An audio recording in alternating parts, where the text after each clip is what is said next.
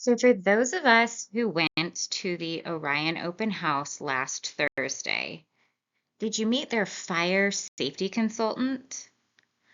Who exactly was that fire safety consultant brought in by Orion? I did a little research, just like I've been doing on every other topic so far. And as always, I'm showing my work. Hey, this one isn't probably appropriate for all the kiddos. So while we were at the open house, we met Brian Stumpf. He was the consultant hired to show us, including our fire chief and emergency manager, why this project was inherently safe, regardless of what we've seen in other comparable projects. He was quick to refer to himself as the expert in the fire safety associated with renewable energy battery storage. And he told us he was a volunteer firefighter from Syracuse, New York. Now, Syracuse itself is a paid professional fire department, but many of the nearby rural townships utilize volunteers, so that seemed super easy to believe. He had his domain right there on his email address on his business card, so I decided to look up stumpconsulting.com. Okay, Stump Consulting. Same logo, same name, a photo of battery storage, and a firefighter. Okay, seems to be the right place. There's a copyright on his site, which is fine for what we're using it for.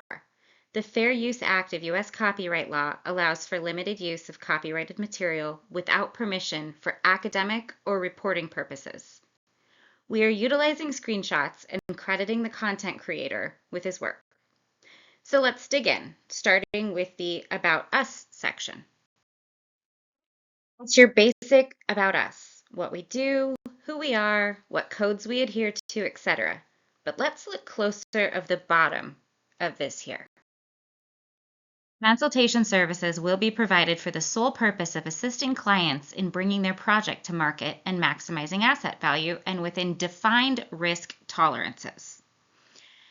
So this guy isn't really here to help our county or our township. He's contracted for the sole purpose of selling Orion's agenda to our emergency management director, our fire chief, and our county government, not to educate us on how this project could be maintained with our safety in mind. And with these defined risk tolerances, what does that mean? How much risk to our fire safety has Orion deemed tolerable? Primary deliverable for all those key stakeholder outreach and engagement open houses will be the signed approval by the fire chief or representative officer of the fire department. So first, let's hit some vocab words here.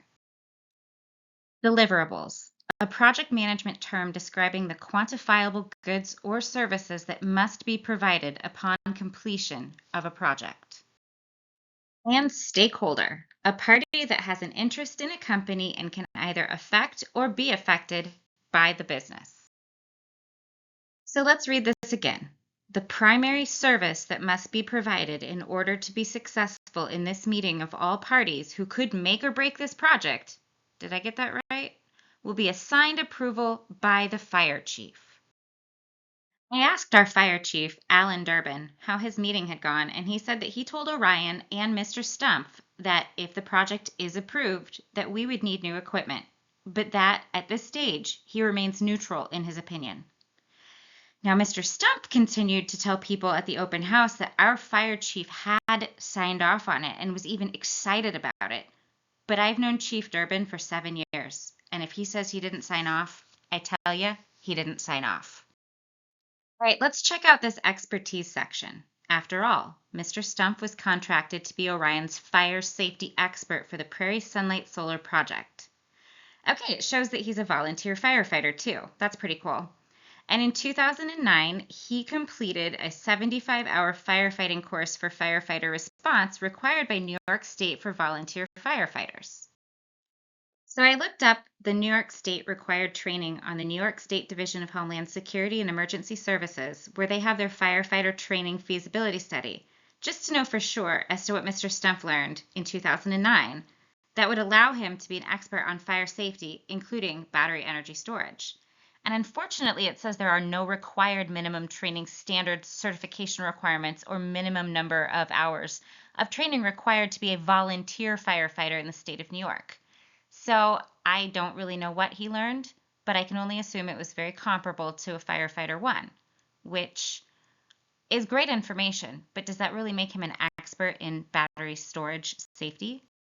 In a very pro-solar, pro-wind trade publication, Renewable Energy World, it shows that the first utility-scale battery storage facility was developed in 2012, which is after Mr. Stumpf's 75-hour firefighting training course of 2009. So let's dig in this resume a bit deeper to see what utility-scale battery training he has received and which certifications he's earned on this topic.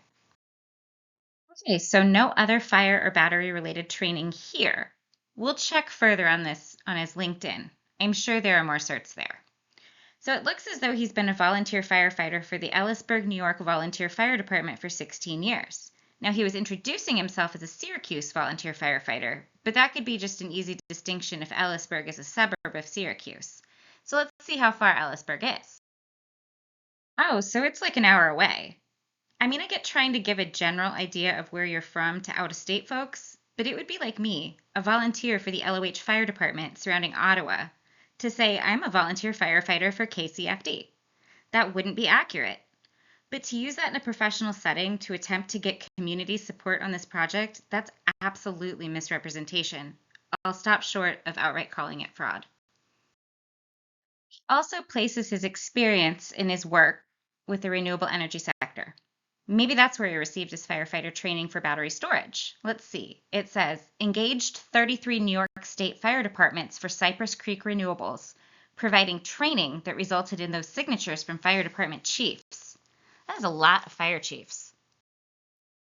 So then, for 7 months, he hit up 7 additional fire chiefs for their signatures. Only then, battery storage training was included. So I'm still confused. If he's capable of training fire chiefs on battery storage, so first, who trained him? So here we go. Here's his energy storage expertise section. From 2017 to 2019, he provided info to fire chiefs about the schematics of their proposed projects. Okay. And for about 7 months, he did all that, plus talked about battery energy storage. So is the depth of his expertise simply giving out the same details to fire chiefs as the company has to give to the local government? But to gain these fire chiefs' approvals, is he more than just a salesman? Okay, let's check out Stump Consulting on LinkedIn. It shows that they're a renewable energy semiconductor manufacturer. Okay. So let's try his personal LinkedIn. Hey, there he is. There's his photo, a photo of some solar panels, and the link to Stump Consulting. Looks like our guy. Here's his profile info, his website, stumpfarm.com. Okay, well, we'll get back to that.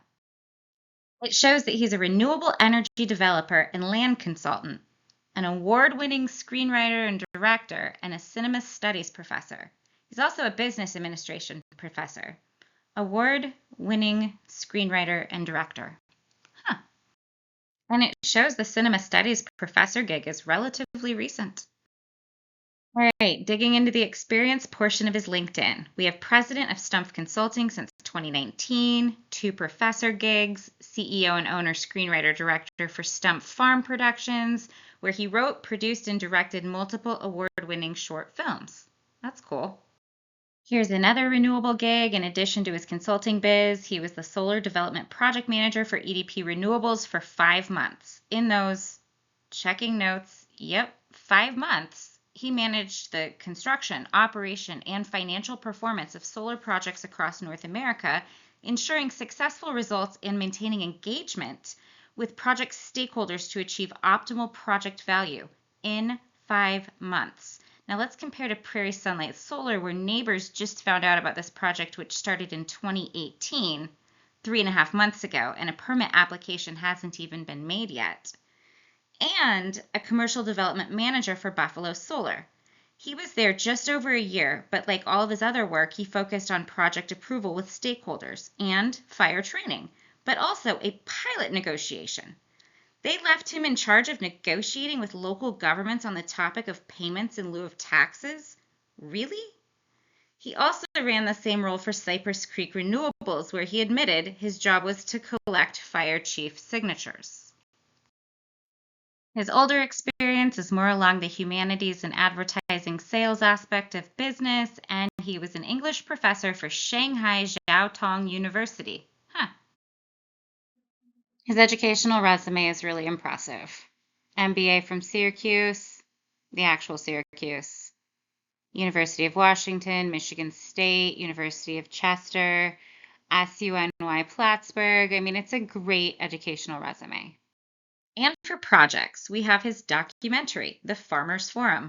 It says it's a series, but I was only able to find one episode.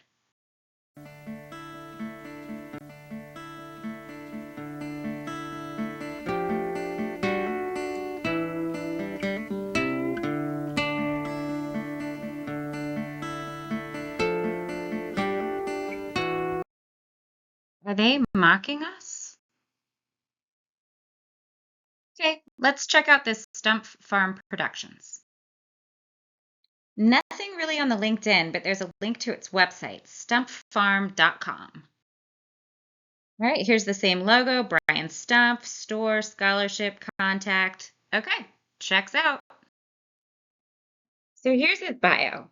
All the normal stuff: high school, college, grad school, work experience, teaching at Highline College, the Jiaotong University in Shanghai, 5 years in Seattle, returned to New York State to work in renewable energy, get his MBA.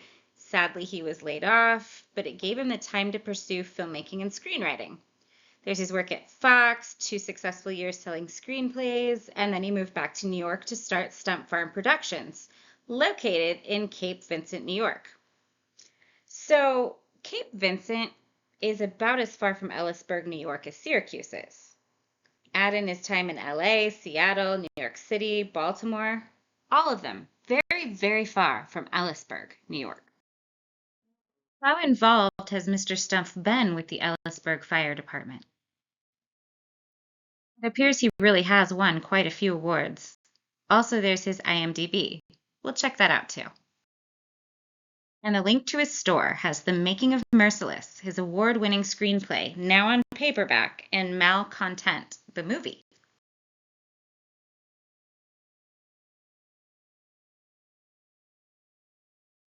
Malcontent had a preview placed at a super odd section.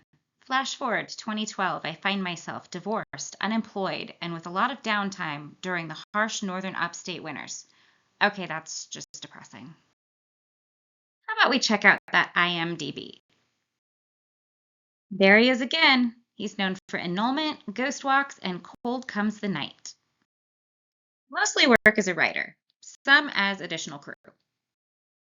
Annulment actually looks hilarious, as zombie-like humans infected with a pandemic roam the land, stopping at nothing to spread the infection. Recently divorced Harold and Carrie grudgingly try to get along while stranded on an island cottage, as possibly the last 2 humans on Earth. But he's more than just a writer, he's also an actor, acting in Jack Wyatt in The Gun from Hell, playing Dingus in The Lich, and Danny in Killer Waves. Mr. Stump is quite the prolific player in the film world.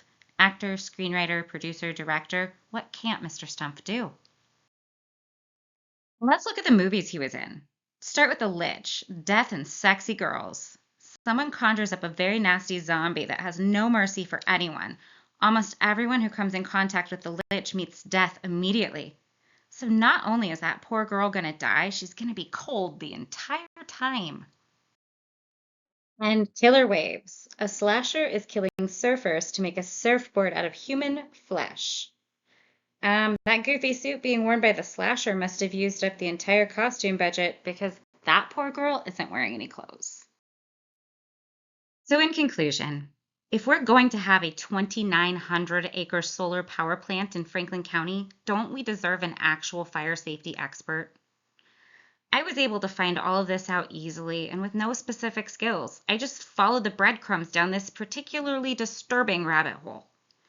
This is all Orion felt we were worth. This was all they thought our fire chief would need to sign over the safety of our entire department. And thank goodness he told them he is neutral, because 40 New York fire chiefs fell for this guy, a paid actor, with the safety of their firefighters. But if Orion thinks we as a county are naive enough to believe whatever they put in front of us as far as fire safety is concerned, what else are they trying to feed us?